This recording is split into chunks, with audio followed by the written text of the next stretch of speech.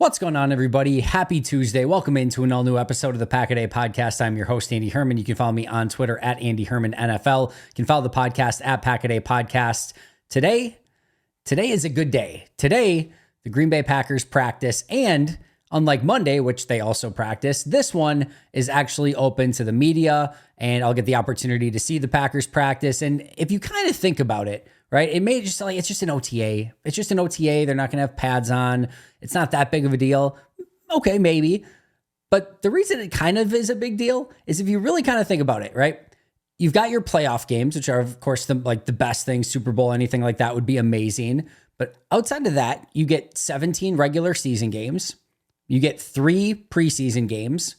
This past year, you had 15 open training camp practices that were open to the public and about a handful more that were open to the media. You have 2 mini camp practices that are usually open to the media, 3 OTA practices that are open to the media, and 2 rookie mini camp practices that are open to the media. So not including playoffs and Super Bowl, but including the regular season, preseason, and everything all combined, there's about 42 open events through the entire calendar year that we actually get to cover the Packers in person in some capacity. It's not, and again, 17 of those are actual games themselves.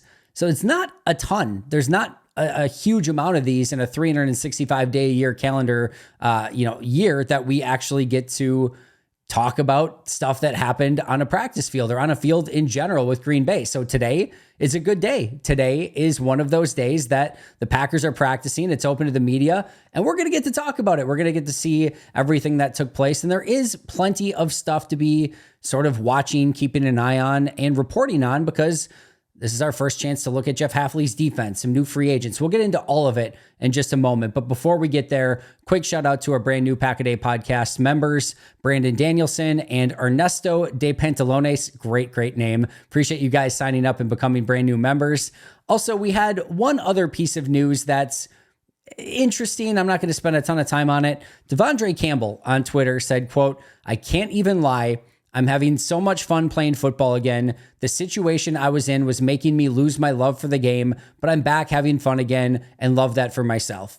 I want to separate these things into 2 separate pieces. Number one, happy for Devondre Campbell. Happy that he's happy. Hope that he has a great season in San Francisco. Hope that he crushes it out there. No question about it. Like, I want all of these guys, former Packers, they're football players. It's for entertainment. Go out. I want you to go have fun, and all that's great. It's all a really good thing. No issue with that whatsoever. I hope all 53 players on every single team end up having a phenomenal season and go out and have as much fun as they possibly can. Awesome. But the first part of that, I'm having so much fun enjoying football again. The situation I was in, I guess the middle part of it, the situation I was in was making me lose my love for the game. All right, so there's a couple things here. Maybe it's just how Joe Barry's defense was set up. Maybe that's the case, and we could just leave it at that. A lot of people maybe didn't like the way that Joe Barry called games and wanted his defense to play. Green Bay's clearly moved on from Joe Barry, and it did seem like there was maybe some friction between the way that the Packers players wanted to play and Joe Barry and his defensive staff wanted the Packers to play. So maybe that was it.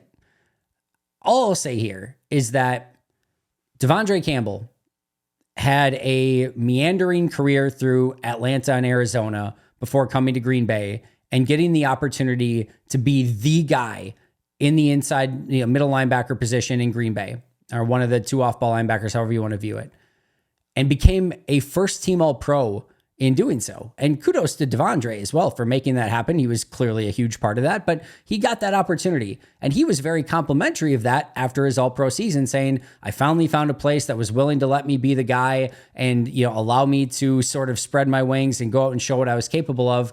Green Bay gave him that. And not only did they give him that opportunity, not only did he go out and crush that opportunity, not only did he become a first-team All-Pro, Green Bay then gave him a very significant contract to continue to do that in Green Bay. And by all accounts, there were some injury issues, and clearly Devondre was not happy in the remainder of his time in Green Bay in some capacity. But that huge amount of money and that remaining freedom that you still got to be the guy in Green Bay playing off-ball linebacker, that didn't change. You still had the opportunity to be a starting linebacker in the NFL for the Green Bay Packers, making a significant amount of money. Now, I'm not saying money has to buy happiness. I'm not saying that all things have to be perfect, but it's a pretty solid gig, all things considered, to go and be an off-ball linebacker starting for the Green Bay Packers, making a huge chunk of money. So all I'll say is it's not a bad way to make a living if you get the opportunity to. And that's not a bad situation, even from just an NFL perspective, to be in. There's a lot of linebackers that would love to be making that amount of money to be a starting linebacker and be the guy in the middle of that defense. And, great. I'm happy that you're happy in San Francisco. Obviously, Green Bay's gone in a different direction, both with Devondre and with Joe Barry. Green Bay can clean the slate, but I don't know.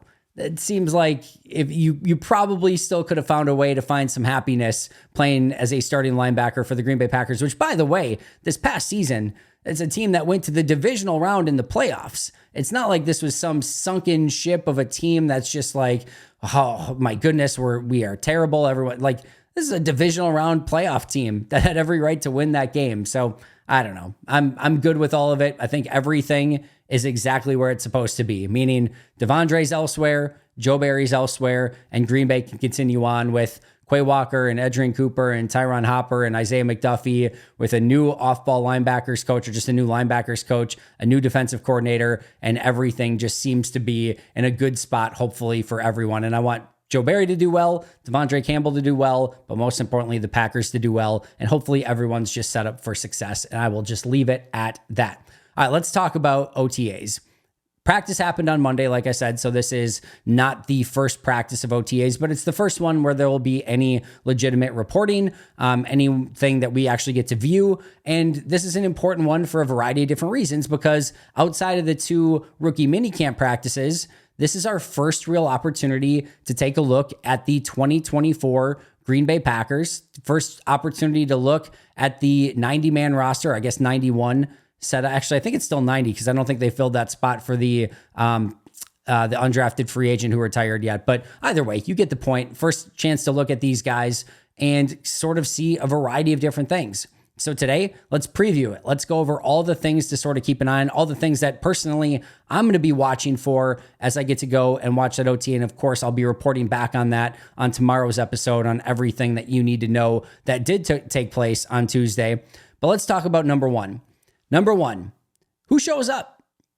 Who is actually at? Remember, this is a non-mandatory OTA practice. Now, a lot of players have incentives baked into their contract to show up to these sort of things, but they are non-mandatory.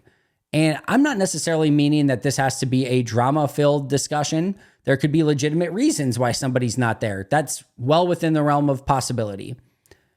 However, we know in Minnesota right now, Justin Jefferson and I think T. Higgins is still going through stuff in Cincinnati.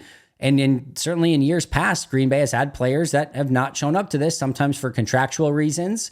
And it'll be interesting just to see who's there. Green Bay has also had at times a Jonathan Garvin, for instance, who just never showed up to OTAs. And you're thinking, Jonathan Garvin, you should probably show up to OTAs. That's probably something that you want to do. That's probably a good idea for you to be there. So is there just some random person, random player that isn't there? But I think number one has to be, who do we actually get to watch at these OTAs? And then if it's like a Kenny Clark, last year of his deal, does he want a new contract? Is there going to be some sort of issue here? I would fully expect Jordan Love to be there. I don't think there's going to be any drama there whatsoever. But again, I think the first thing that we just have to note is who's actually there. Again, I'm not saying there's any drama here, but out of the 90, 91 players that are on the roster, are there a handful that aren't there? And if so, is there any level of intrigue, or is it just, they couldn't make it that day? Who knows? But we'll see that first and foremost. Number two, are there any injured players that are not practicing? Kitano Ladapo, I think we can safely assume, is not going to be practicing following his injury to his foot that he's still recovering on. Sounds like he won't be ready for, up until hopefully training camp, or again, hopefully he's able to go at that time. Kingsley Enagbare, I would pretty much safely assume, is not going to be able to go at this point either. Probably still going through some things. But is there any other players that are not able to practice? Could just be a minor maintenance thing. Could be something more. But this is our first chance to look at, again, the 2024 Packers and their full roster. First chance to see if there's any holdover injuries from a season ago, or if any injuries happen that we didn't know about. So that's sort of number two on my list. Number 3, we get our first glance and our first glimpse of the brand new free agent signings. Unlike the rookies who we got the opportunity to see in rookie minicamp, we did not get to see the veterans that signed in free agency at any point. This is our first look at Xavier McKinney. It's our first look at Josh Jacobs. And to a lesser extent, this is our first look at Andre Dillard as well. So excited to see all 3 of those, hopefully assuming all 3 of them are there, and how they look in green and gold, and just sort of their practice habits, how they go about it. Like just seeing them in green and gold, just all of it, just our first experience. I remember still when the Packers signed Cedric Benson, I think it was during training camp. I remember when they brought in Vince Young and going there and just like seeing some of these players for the first time. There's just an excitement about seeing it. I'm not saying Vince Young and Cedric Benson are on the same level of Josh Jacobs and Xavier McKinney here, but like anytime there's a new player that you've never got the opportunity to see before in green and gold, there's a level of excitement to it. And by all accounts, the Xavier McKinney acquisition has gone over extremely well within that locker room. He's been a consummate professional already, has already taken on a leadership mantle. So excited to see how that looks. Just excited to see Josh Jacobs kind of going through some of the running back drills. I'm sure we'll see probably some 11 on 11 stuff. So looking forward to that. How do they utilize those guys? All of it. Is Xavier McKinney more of the post safety? Is he more of a box safety? Do they use him a little bit all over the place? All of it. I cannot stress enough how excited I am to see both of those guys. And then Andre Dillard as well. This is a very interesting player that got a huge guaranteed contract from Tennessee, didn't work out, had a terrible season, former first-round pick from Philly. Green Bay's just kind of hoping he can come in and be Josh Nijman. Like, can he be a left tackle, right tackle, swing guy who can play either positions? And can you fill in a pinch and not have it be a unmitigated disaster? If he can do that, that's a big-time pickup on a vet minimum 1-year deal to bring in the next Josh Nijman. That'd be awesome. That'd be huge. So excited to see all 3 of those guys and what they look like in green and gold.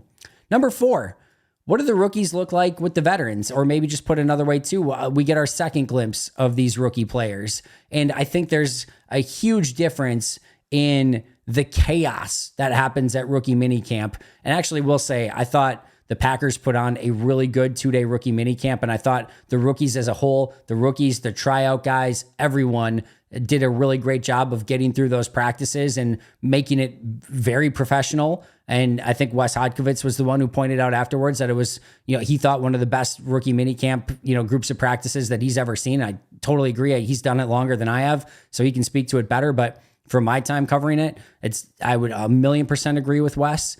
But there's a difference between watching those rookies sort of navigate other rookies and tryout guys and things like that, and now Jordan Morgan and Edgerrin Cooper and Tyron Hopper and Javon Bullard and Evan Williams and all these guys getting thrown in with the rest of the veterans. That is a entirely different world. And that's when you sort of start to see, it's one thing for Jordan Morgan or some of these guys to stand out at, again, a rookie mini camp filled with guys that aren't going to make NFL rosters.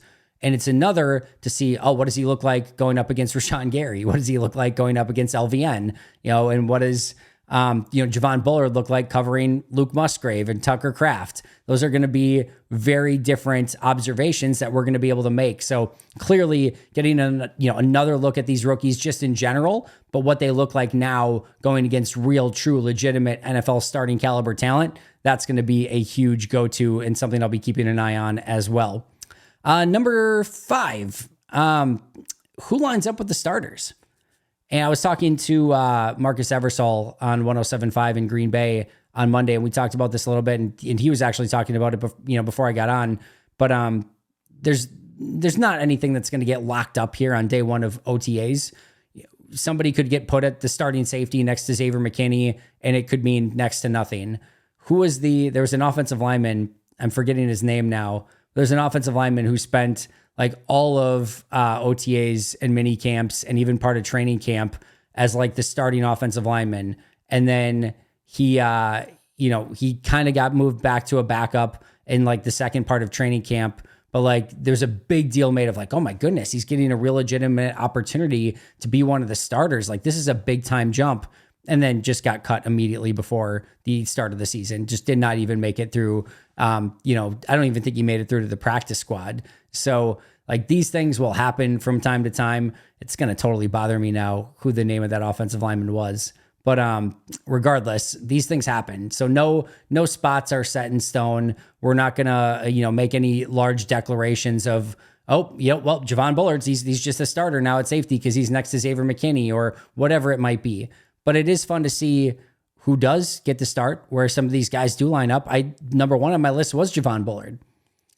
Now, the interesting thing about Bullard is usually when a rookie immediately gets a starting spot, it's a tell of like, all right, we really like this guy. Like, this is going to be somebody who's clearly part of our future plans. With Javon Bullard, if it's not Javon Bullard, is it Evan Williams? And I know Katano Ladapo's not training in this one or not going to be practicing, but there's not like a ton of other options here. I would be pretty surprised personally if it's Zane Anderson, Benny Sapp, or Anthony Johnson Jr. lining up to, next to Xavier McKinney. But maybe Jeff Hafley, maybe that defense wants to make all those rookies earn anything that comes to them. So maybe it isn't Anthony Johnson Jr. Who knows? But I'm going to be excited to see if it is Javon Bullard next to Xavier McKinney. Valentine and Stokes. Which one of them starting opposite Jair Alexander? Again, assuming everyone's there. I'm assuming Keyshawn's going to be in the slot, but that could be interesting as well if maybe one of the safeties are there. I'm assuming Jair is going to be one of those starting corners. But is the other one, does the default go to Eric Stokes? Does it go to Carrington Valentine? Do they swap back and forth? That's another one I'm going to be watching for. Just who has the initial leg up in that process, if anyone. How about starting left tackle? You've got Rasheed Walker. You've got Jordan Morgan. We saw Jordan Morgan start at left tackle, meaning that he's beginning his career at left tackle, I should say, and was with the ones on the rookie mini camp offensive line. Of course he was. But what about now that he gets in there and Rasheed Walker's there? Is it Rasheed's, or does Jordan Morgan just immediately get that left tackle spot? That'll be an interesting one. And if he does, where's Rasheed primarily be the number 2? Is he at right tackle? Is he at left tackle? Those are going to be interesting ones to keep an eye on. Any other changes on the offensive line? Do we see Elton at left guard? Do we see Myers at center? I think that one's basically been confirmed already by Luke Butkus. But, is it Sean Ryan at right guard? Is it Zach Tom at right tackle? Or is there any sort of movement there whatsoever? And then regardless of who the ones are, what's the formation of the number 2s and who's at left tackle, left guard, center, right guard, and right tackle? How quickly do they get some of those rookies involved in those conversations? All of those things are going to be interesting to keep an eye on. And then last but not least is Edgerrin Cooper linebacker 2? I would think so. I would think he's going to get a great opportunity to do that. But Isaiah McDuffie will, in that conversation. Tyron Hopper could be in that conversation. Those will be interesting ones to sort of just keep an eye on. And it's different too. It's like in the 4-3, are there 3 specific linebackers in the 4-3? Are there 2 specific linebackers in nickel? Is there 1 specific linebacker in dime? All of these things I think are going to be super interesting as they open up OTAs. Number 6 on my list. Listen, it may not be in general like one of the things that's like new or exciting, but I want to see Jordan Love just legitimately. Year 2 as a starter, the guy, the unquestioned guy. Last year at this time, it was like, all right, well, let's see what this guy's got. Hopefully he's going to be good to go. Hopefully he can at least be a legitimate starter. Even if he can't be a top 10 guy, can it be like the 20th best starter? Hopefully it can even just be a starter. Like we're all asking all the questions of like, what is this going to look like? And now, like I said, he is unquestionably the guy in Green Bay. He is the franchise. He's about to get paid, remarkable quarterback contract, remarkable NFL contract.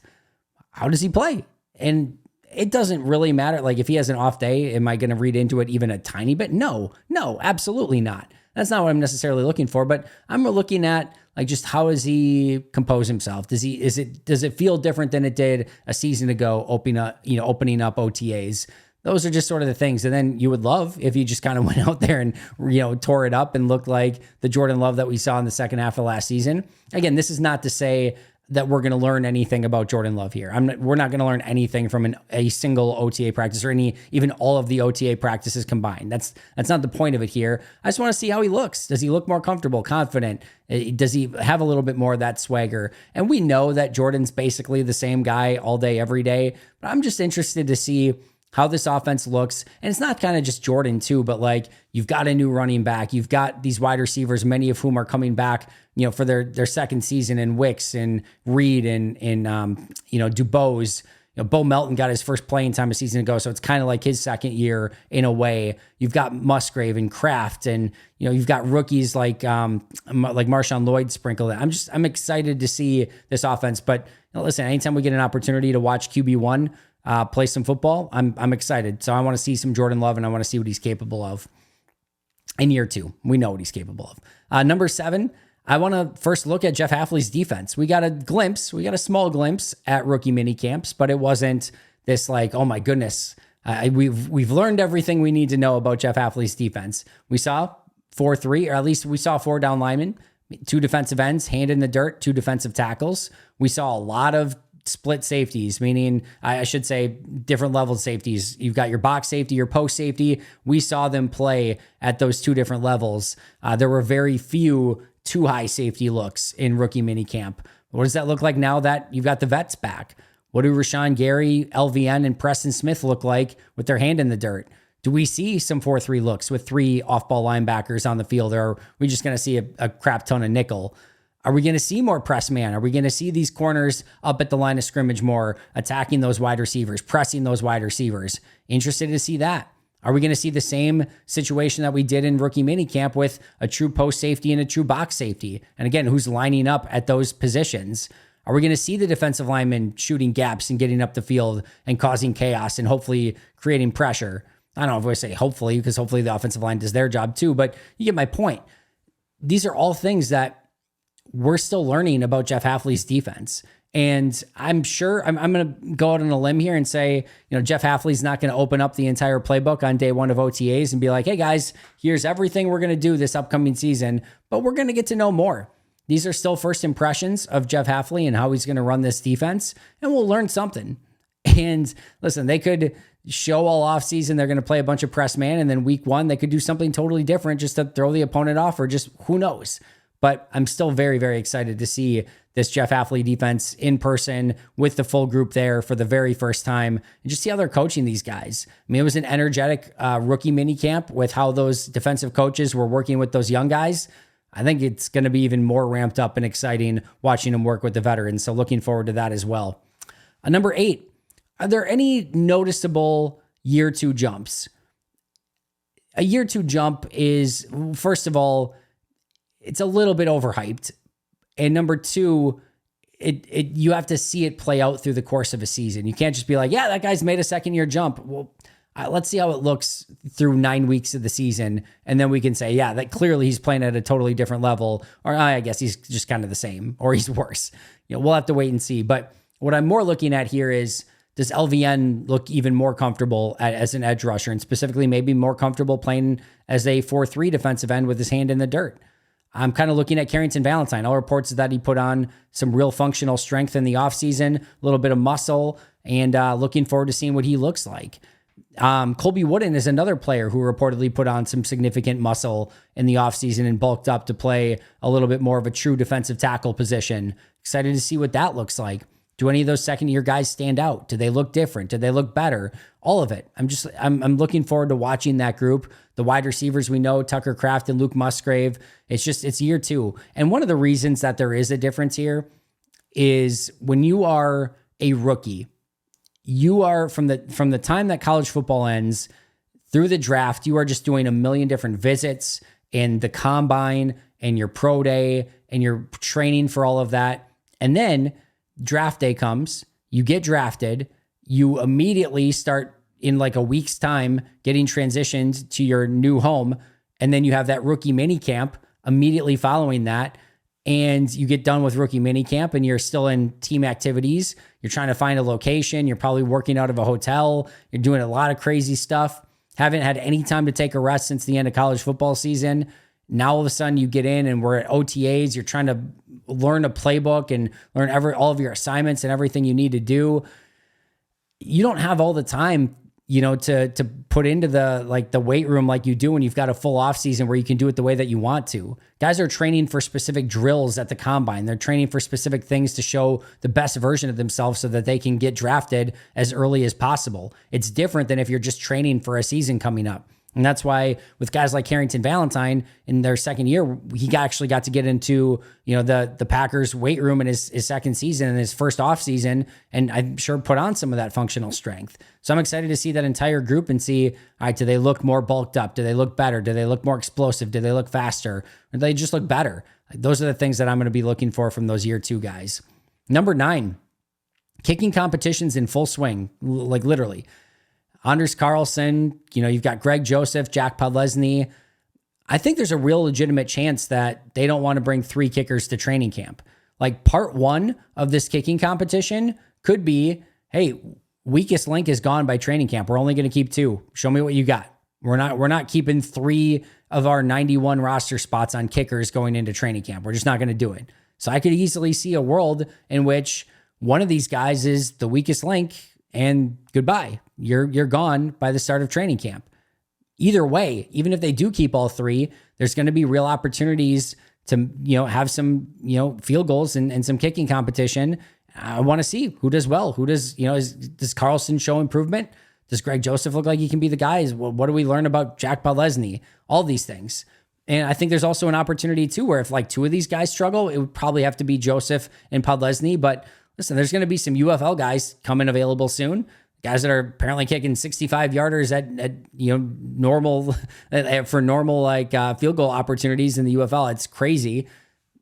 I don't know. Like they could absolutely go in a different direction here as well. So I think these kickers, they're gonna have to show up early and often if they want to keep one of their roster spots going into training camp.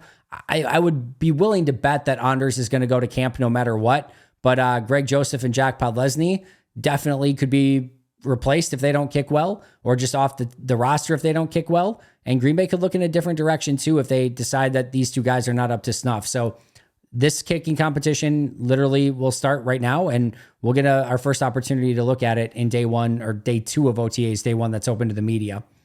Number 10, more strength and conditioning stuff. We saw a pretty drastic change in rookie mini camps. Is it the same for OTAs? I would assume it would be. But is there anything else that we maybe missed in rookie mini camps that the strength and conditioning staff and the training staff is working to, again, try to avoid some of these soft tissue injuries that we've seen with Green Bay over the last, I don't know, however many seasons? I'm assuming it's going to look the exact same that it did in mini camps, rookie mini camp, but I want to see how they work with these veterans. Do they do something different with certain players? Like all of that is still very intriguing. It was a big 20-minute warm-up period and stretch-out period in rookie mini camps, much longer than it was last season. They separated the big guys and the skill position guys. Like they did it, and there was just totally different drills. So I want to kind of see what that looks like as well. Number 11, do we get any glimpse of the new kick return rules? Meaning, do they start practicing that? Usually special teams is one of those periods where it's like, all right, you can kind of catch your breath a little bit, but if they're going to practice the new kickoff rules, I'm very excited to see how they kind of do it. Do they split, 2 returners, which I'm assuming they will, Keyshawn and who's the other guy at that point? Like all of it's very intriguing. It's a totally new rule, and I want to see how they handle some of that. Number 12, players returning from injury in some capacity. What does Stokes and Watson look like? Have they completely cleared all of their injury issues? Hopefully that's the case, and hopefully they're just healthy going into the year. Tyler Davis is another one. Like he missed the entirety of last season. Luke Tenuta missed the entirety of last season. Want to see how some of those guys are looking coming off of injury and hopefully 100% ready to go. And how do they look? Are they ready to come in and earn their spots back? Those are interesting players to me. Of course, we could not get through a full episode without talking about the most important one, Alex Magoo making the transition to wide receiver. I don't know what that's going to look like. I have no idea. I'm intrigued. I want to see what Alex Magoo looks like at wide receiver. Does he look like, oh my goodness, that looks kind of natural? Or is this like, all right, who are we trying to fool here? That is clearly not a wide receiver. Either put him back at quarterback or let him go try to find a job somewhere else because this is not going to work out. I don't know. Maybe he's just a natural at it. Maybe he looks like a stud. We'll wait and see. But I'm interested to see what Alex Magoo looks like at wide receiver. And then last but not least, miscellaneous. Any new looks, any players that are playing up, meaning like starting second team that we weren't expecting, any teams, players that are now on second team or third team that prior, were starting players, any promotions or demotions, any just standout players. I just kind of want to see who takes this practice and owns it and dominates it and who we're going to be talking about tomorrow. These are all things that should be really, really fun with this very first practice that's open to the media for OTAs. Like I said, we don't get a ton of these. There's only so many training camp practices, only 3 OTA practices open to the media, only 2 mini camp practices usually open to the media. We only get so many. This is one of them. I'm excited about it. I cannot wait to get there and watch these guys play and practice, and super excited to see all the new faces and just how they sort of all work cohesively together. So again, just to kind of recap it, what I'm going to be watching. Number 1, who shows up. Number 2, any injured players. Number 3, first glimpses of Xavier McKinney, Josh Jacobs, and Andre Dillard. Number 4, how do these rookies look now that the veterans are there? Number 5, who lines up with the starters? 6, what does year 2 Jordan Love as starter look like? And does he look even better than what we saw at the end of last season? Number 7, first look at Jeff Hafley's defense and how does that look? Number 8, any second-year players that look bigger, faster, stronger. Number 9, let's get this kicking competition going. 10, strength and conditioning, just kind of how that entire process is working. Does it look even different than we saw in mini camps, in a rookie mini camp, I should say? Number 11, do we get a glimpse of the new kick return rules and how Rich Bisaccia is going about attacking those situations? Number 12, players returning from injury. Number 13, the one and only Alex Magoo at wide receiver. And number 14, just sort of the miscellaneous stuff that we talked about. Of course, I will have a full recap of Tuesday's OTA practice on Wednesday's show, so look forward to that. Make sure you like, subscribe, comment. You're going to want to subscribe. These are coming out 365 days a year. We're going to have more OTA practices, more mini camp practices. I'll be there covering it. I'll be here reporting on it for you guys. Of course, training camp will be here before you know it. So make sure to subscribe. And if you're liking the channel, tell a friend. Check out those Pack a Day Podcast YouTube memberships. Anything you can do to support the channel is always appreciated. I'll be back right here tomorrow again for you guys, breaking down that practice. Shout out to our Hall of Fame and All-Pro members, Most Hated Minnesotan, PJ Wynn, John Wild, Shea Dad, Brandon Paletta, Jennifer Wright, Boom Handle, Donna Lee, Lori Lord, Baby QB, David McCluskey, Donald Decker, Bremen, David Prendergast, Dan Miller, Alex Wong, Arnaldo Espinoza, and Michael Shipper. I'll see you guys tomorrow, but until next time, and as always, go Pack Go.